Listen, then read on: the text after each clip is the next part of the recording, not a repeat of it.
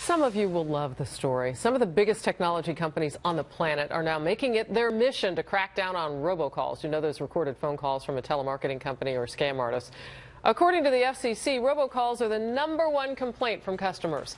So now more than 30 companies, including Apple, BlackBerry, Google, and others, you will see there on the list there, are joining the U.S. government to form what they're calling a robocall strike force. They say they hope to come up with ways to block the unwanted phone calls, including a new caller ID tool. The strike force plans to submit a report to the FCC in October. We'll report to you when that happens. Hillary Clinton told the FBI former Secretary of State Colin Powell advised her how to use a private email system during her time leading the State Department. That's according to the New York Times newspaper. It reports Secretary Powell gave the advice to Clinton at a dinner party hosted by former Secretary of State Madeleine Albright, shortly after Clinton became Secretary of State. Representatives for Secretary Powell say he does not remember having that conversation, but they say Powell and Clinton did have an email exchange about the issue. His office released a statement to Fox News reading, in part, quote, "He did write former Secretary Clinton an email memo describing his use of personal AOL email account for unclassified messages and how it vastly improved communications within the State Department. At the time, there was no equivalent system within the department. He used a secure state computer on his desk to manage classified information." The New York Times reports the email exchange may be in the FBI's files from its investigation into Clinton's emails. The agency this week gave Congress a summary of its interview with her. Jennifer Griffin is live in Washington. So, Jennifer, some interesting details in all of this and a completely different take on at least an email and some conversation that may or may not have happened. Well, that's right, Harris. What's noticeable here and what's notable here is that when Colin Powell was Secretary of State, there was no unclassified email system. That is why he used his AOL account. That was not the case once Clinton became Secretary of State. Also, separately, in terms of the Clinton Foundation, just one day ago, we learned that the Clinton Foundation, which the Justice Department has declined to investigate for so-called pay-to-play arrangements, announced that if Secretary Clinton is elected president, Bill Clinton will step down from the foundation and no longer give paid speeches. The foundation will also stop accepting donations from foreign governments and corporations. However, there is still more opportunity for the Clinton Foundation to accept donations at a two-day global initiative event in New York in September, following the annual UN General Assembly, when many world leaders are slated to be in New York. Harris. Well, one thing I wanted to clear up before we move on, and it's my understanding that Secretary Powell, under no shape or form, had an unsecured server in his home, correct? That didn't happen. Absolutely. So these are completely different things. A conflation of two different things. He used an AOL account.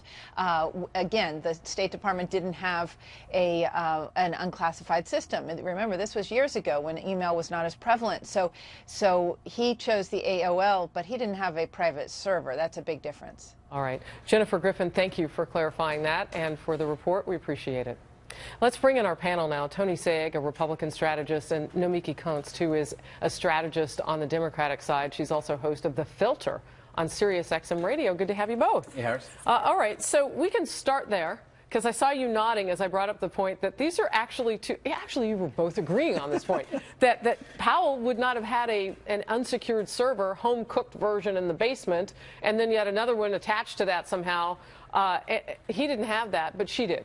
Yeah, and he made it clear he used a private email to have non-classified discussions. He didn't host his own server in which government was not able to have access or protect any classified correspondence. Look, this is part of the laughable Hillary defense that she's tried to use so often, and it's always blaming former secretaries of state. But as we've learned, because she has suggested they've done the same thing, but as FBI Director Comey in his final report explained very clearly, no one had ever gone to the unprecedented step of having their own server. In fact, what she did violated the Obama administration protocol on how to archive and how to house and secure information. So regardless of what Colin Powell told her, he had no jurisdiction or authority on the matter. The Obama administration did, and she violated that protocol. Well, and it was my understanding, Nomiki, that she would have actually read through and signed a document that she understood the principles of protecting classified information, so on and so forth. And I see you nodding. You are the Democrat at the table, but apparently laws are laws, and I'm not going to defend violating codes and agreements that she set with the Obama administration. The reality here is, I think what's happening is they're trying to spin a story that just won't go away, and it's a story that, you know, most Americans understand how email works today. In 2004, email was a very different situation, and the rules at the State Department were very different. Since 2004, since 2005, when Colin Powell left the State Department, those rules have become more complicated, more detailed, and the rules around classified information as well. And one of those is you don't set up a separate server in your basement. It's very simple. I mean, the problem here, I think, is right now that we're in the middle of this election and investigations continue. You know, the U.S. Attorney Preet Bharara from New York just announced that he's going to be investigating, or he is investigating, the Clinton Foundation. So if these emails show any sort of conflicts of interest or pay-to-play situation, that's where the email story could get out of control. But right now, Democrats don't care, and independents don't seem to be caring about this email story. All right, you say the story just won't go away. We're approaching, you know, late August now. Why won't it go away? And I understand that there are these other investigations that keep popping up like weeds in the garden.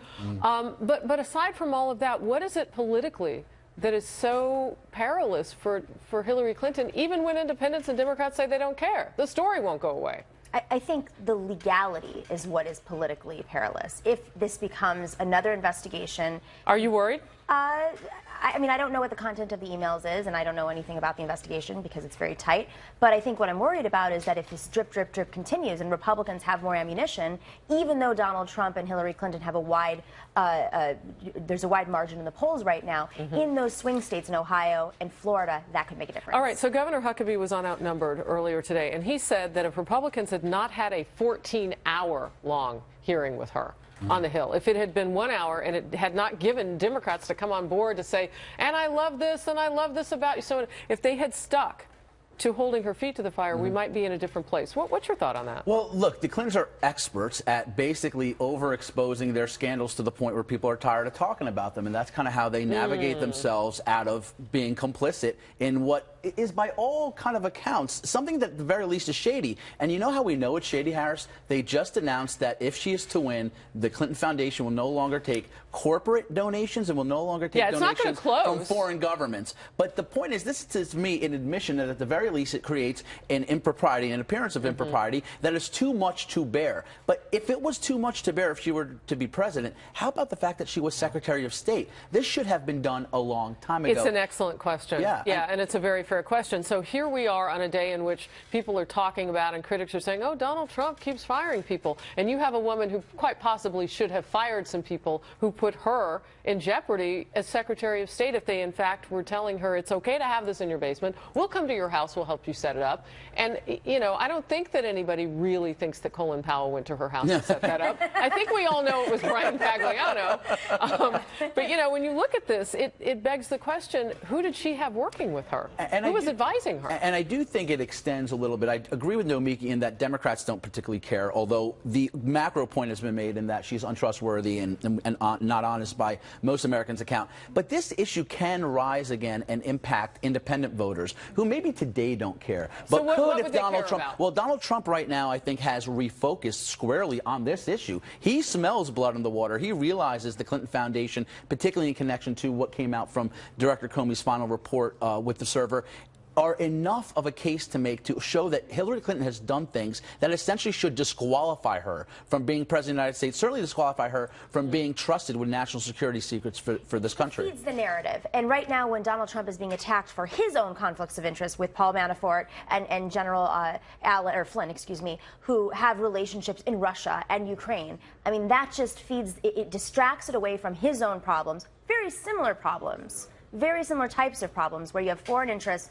influencing our government, and he can feed into something which is a bigger beast that has a drip, drip, drip, and it's going to continue to come out. More stories are going to come out. You know, notwithstanding whatever is written about or has been written about with Paul Manafort and others, Donald Trump was never under investigation by the FBI. I mean, that seems to be something that only she can check that box. And this is not Donald Trump being influenced by foreign powers and foreign money. In the case of the Clintons, today it's Bill and Hillary Clinton. Yeah, okay. Good to see you both. Thanks, Sarah. Thank you very much. Can you believe it's already, what are we, just like 79 days away? 80 something. Watch out now. Okay. 12-time Olympic medalist. Stick around for this. It's Chapter 2 on Ryan Lochte. He apologized today after police in Rio called his robbery story bogus, although he isn't exactly taking back all of his claims. Up next, the latest on the U.S. swimmer scandal. including why Lochte says he's sorry and what one of the men has to do before he can come home. It's a lot of money. Oh my goodness.